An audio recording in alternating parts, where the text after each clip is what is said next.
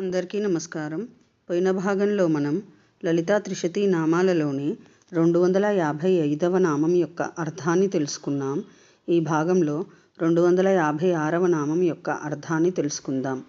అస్మద్గురు దివ్య చరణారవిందాభ్యాం నమో నమః. అశేషజనమోహినీం అరుణమాల్యభూషాంబరాం జపాకుసుమభాసురాం జపవిధౌ స్మరేదంబికాం. శివాయ గురవే నమః. శ్రీ గురు పదాంభుజములకు సభక్తికమైన ప్రణామాంజలి సమర్పణతో లలితా త్రిశతి నామ సంఖ్య 256. ఓం కామేశ్వరాహ్లాదకర్యై నమః. ఓం కామేశ్వరాహ్లాదకరి. ఇది 8 అక్షరముల నామము. ఈ నామముతో మనము అమ్మవారికి సభక్తికముగా నమస్కరించుచున్నప్పుడు ఓం కామేశ్వరాహ్లాదకర్యై నమః అని పలుకోలేను.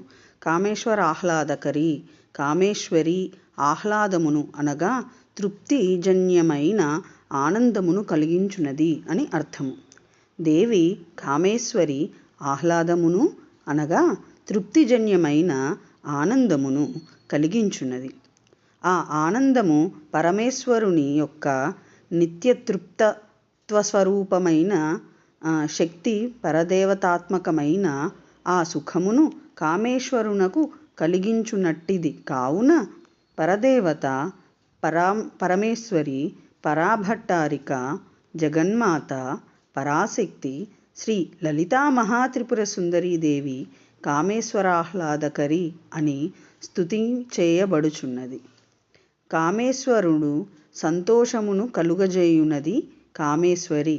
కావున మహామహేశ్వరి, పరాభట్టారిక, జగన్మాత, పరాశక్తి శ్రీ లలితా మహాత్రిపుర సుందరీదేవి కామేశ్వరాహ్లాదకరి అని భక్తుల చేత సంకీర్తింపబడి ధ్యాతవ్యమగుచున్నది. ఓం ఐం హ్రీం శ్రీం కామేశ్వరాహ్లాదకర్యై నమః. శివశక్తి రూపాయ నమః శివాయ. ఓం ఐం హ్రీం శ్రీం శ్రీమాత్రే నమః. సర్వం శ్రీ సద్గురు దివ్య చరణారవిందార్పణమస్తు.